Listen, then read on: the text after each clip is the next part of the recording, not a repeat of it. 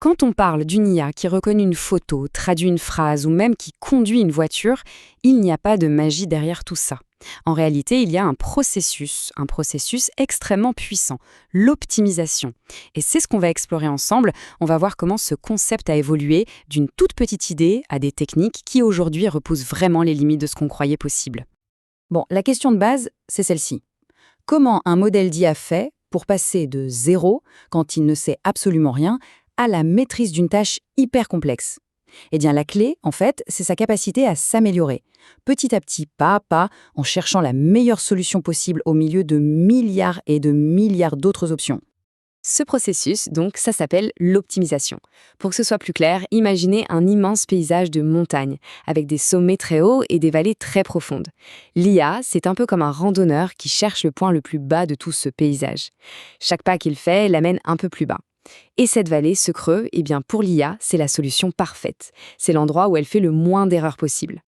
Et ce voyage, il commence d'une façon assez paradoxale, avec ce qu'un expert a un jour appelé la pire méthode du monde. Oui, carrément. C'est une affirmation qui peut paraître un peu choc, mais qui nous plonge pourtant au cœur même des fondations de l'IA moderne. Alors, c'est quoi cette fameuse pire méthode? En fait, c'est un algorithme absolument fondamental, la descente de gradient. C'est vraiment le point de départ de quasiment tous les entraînements d'IA. Le principe de la descente de gradient en soi est très simple.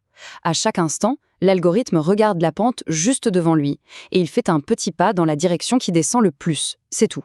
C'est un peu comme dévaler une colline en choisissant toujours le chemin le plus raide, encore et encore, jusqu'à arriver en bas. Sauf qu'il y a un problème de taille. Pour faire un seul et unique pas, l'algorithme est obligé d'analyser l'intégralité du jeu de données, toutes les données. C'est un peu comme si, pour apprendre un nouveau mot, on devait relire tous les livres d'une immense bibliothèque. Vous imaginez bien qu'à l'échelle des IA d'aujourd'hui, c'est juste impossible. C'est beaucoup, beaucoup trop lent. Face à cette lenteur, il fallait absolument une solution. Et cette solution, c'est une astuce brillante qui a absolument tout changé. L'approche stochastique. La différence, elle est toute simple. Au lieu de regarder toutes les données, la version stochastique, qu'on appelle aussi SGD, ne regarde qu'un petit échantillon pris au hasard. Le résultat, les pas sont bien plus rapides, mais ils sont aussi plus bruyants, un peu moins précis. C'est un compromis en fait. On sacrifie la précision de chaque pas pour gagner énormément en vitesse. Mais ce bruit, ce côté un peu chaotique, il a un avantage complètement inattendu. Ce chemin un peu désordonné, il empêche l'algorithme de se retrouver coincé dans la première petite vallée qu'il trouve. Ce bruit, en quelque sorte, le secoue et le force à explorer, à sauter par-dessus des solutions pas mal pour, avec un peu de chance, en trouver des bien meilleures, des vallées bien plus profondes. Le défaut se transforme en force. Et cette citation, elle résume tout. Personne ne gagne une course en conduisant prudemment. C'est exactement ça. Pour apprendre vite, il ne faut pas être trop prudent. Il faut accepter une dose de chaos, un peu d'instabilité, un peu comme un pilote de course qui va flirter avec les limites pour gagner ces quelques secondes qui font toute la différence. La SGD est rapide, c'est un fait.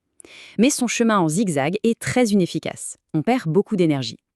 L'amélioration suivante, elle, s'inspire directement des lois de la physique pour lisser cette trajectoire. Le problème est facile à voir. L'algorithme descend bien, mais il le fait en zigzagant sans arrêt d'un côté à l'autre de la vallée. Il va dans la bonne direction, certes, mais tout ce mouvement latéral le ralentit énormément. La solution, c'est ce qu'on appelle le momentum ou l'inertie.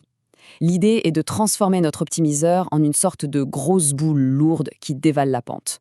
Une boule lourde, ça ne change pas de direction à la moindre petite imperfection du terrain. Non, elle accumule de l'inertie, ce qui va lisser sa trajectoire et amortir tous ses zigzags. Alors, comment ça marche? C'est simple. L'algorithme va garder en mémoire la direction moyenne de ses derniers pas, et ensuite, il va utiliser cette direction lissée pour décider où aller, au lieu de suivre aveuglément la pente juste devant lui. Le résultat est flagrant. Les zigzags disparaissent et l'algorithme fonce beaucoup plus directement vers la solution. On a maintenant une trajectoire qui est plus rapide et plus lisse. Mais il reste un défi de taille.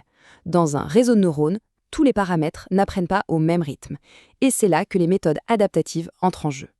Il faut bien se rendre compte qu'un réseau de neurones modernes, ça peut être des millions, voire des milliards de paramètres. Certains ont besoin de gros ajustements, d'autres de modifications minuscules.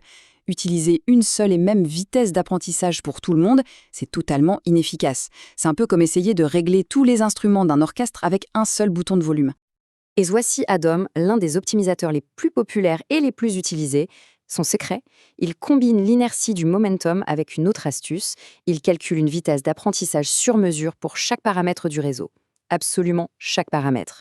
Pour reprendre l'analogie, c'est comme si chaque musicien de l'orchestre avait son propre ingénieur du son personnel.